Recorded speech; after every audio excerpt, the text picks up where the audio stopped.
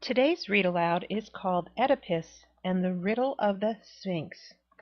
I love riddles, don't you? Say the word riddle with me 3 times. Riddle, riddle, riddle. A riddle is a puzzling question that's hard to solve. Ancient Greeks liked to tell each other riddles for fun. I have a riddle for you.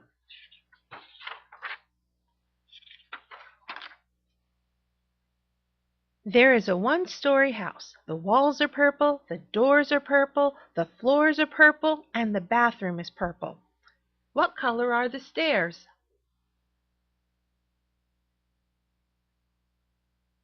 Did you get it? There aren't any stairs because it's a one-story house. All right, I have another one for you. What is something that you could break without touching?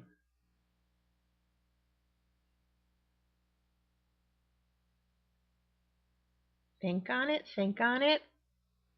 What is something that you can break without touching? Give up? A promise. One more. What has a head and a tail and is brown all over?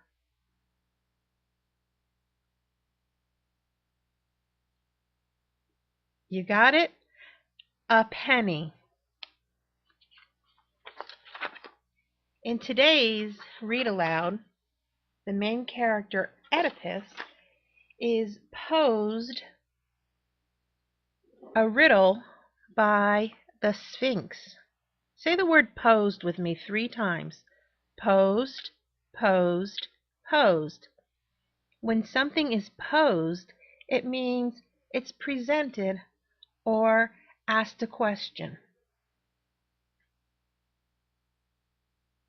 All right. Today we're going to listen carefully to find out what the riddle is and if the riddle can even ever be solved. All right, let's begin. Oedipus and the Riddle of the Sphinx. Long ago there was a great city called Thebes. At one point in its long history, a towering rock overlooking the various roads into Thebes, there lived a horrible monster called the Sphinx. The Sphinx was not like the great stone statue in Egypt that stares out endlessly over the desert near the Great Pyramid. The Theban Sphinx, according to Greek myth, was no statue. She was a living beast. She did have a lion's body, like the Egyptian statue, but the Theban Sphinx had the face and the neck of a human woman. She had wings so she could swoop down and attack anyone, and she could speak as humans do. It was she who posed the riddle. Whenever a traveler tried to enter or leave Thebes, the person knew that the Sphinx would be waiting high on her rock. The monster would say, "I am going to eat you unless you can correctly answer this riddle. What is it that walks on 4 feet in the morning, on 2 feet at noon, and on 3 feet in the evening?" The poor traveler was often too frightened even to speak, and the cruel beast would strike with her sharp claws and teeth.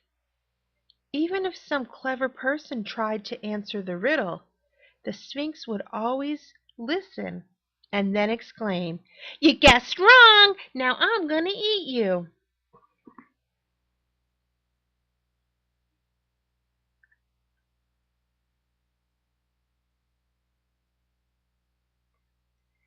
No one knew why this terrifying creature had chosen to live high above a rock on the road to Thebes, or why she insisted on posing this particular riddle. They only knew that she ate every person she met.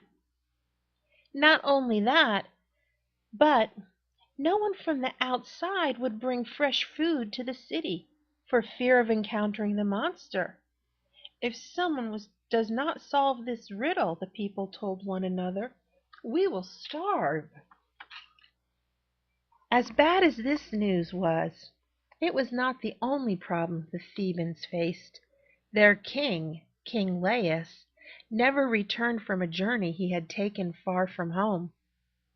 So the person the Thebans had usually turned to help for was not even there in their hour of danger.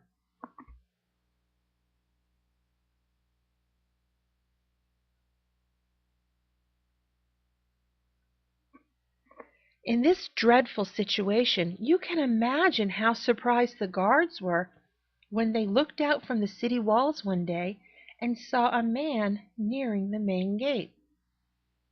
They did not recognize him, but they could see that he was tall and richly dressed. The captain of the guards said, "Maybe he will make it. I do not see the Sphinx anywhere. Maybe she's off watching another road." But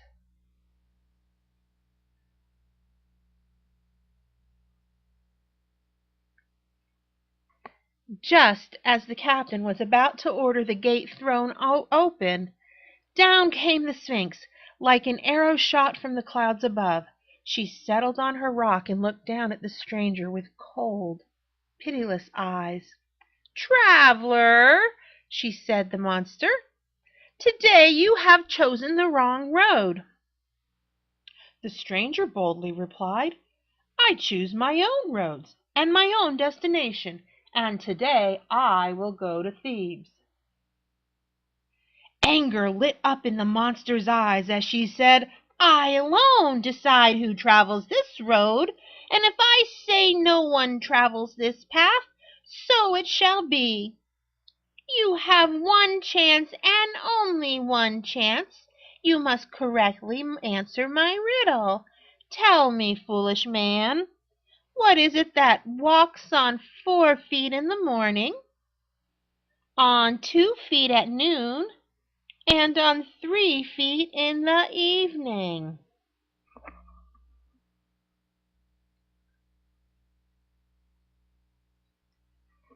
The stranger sat down in the dust on the road to think.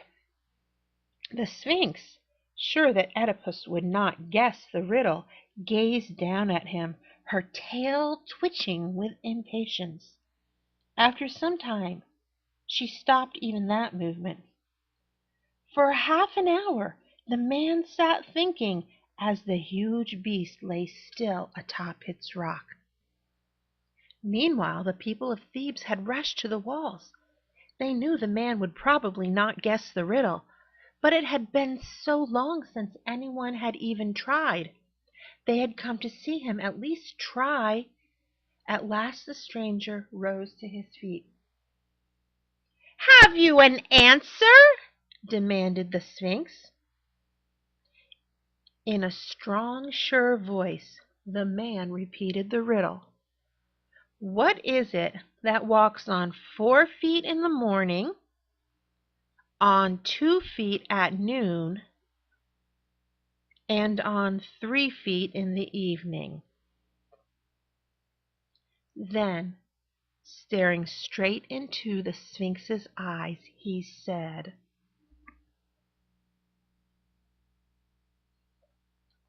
"The answer is man." As a baby in the morning of his life, he crawls on all fours. At the noon of his life, when he is grown up and strong, he walks upright on 2 feet. In his old age, the evening of his time on earth, he walks with the aid of a cane, as if on 3 feet. The Sphinx's eyes flew open in shock. The traveler had answered the riddle correctly. With a cry, the monster threw herself down from her high rock. The Sphinx was finally gone. With shouts of joy, the people of Thebes rushed down from their walls and threw open the gates and poured out into the road. They lifted the stranger onto their shoulders and carried him into their city. They asked, "Who are you, great hero? To whom do we owe our lives?" "I am Oedipus," he answered. "No," they replied, "not just Oedipus. You are now King Oedipus, master of the Sphinx and king of Thebes." So that is the story of how Oedipus answered a riddle and became a king.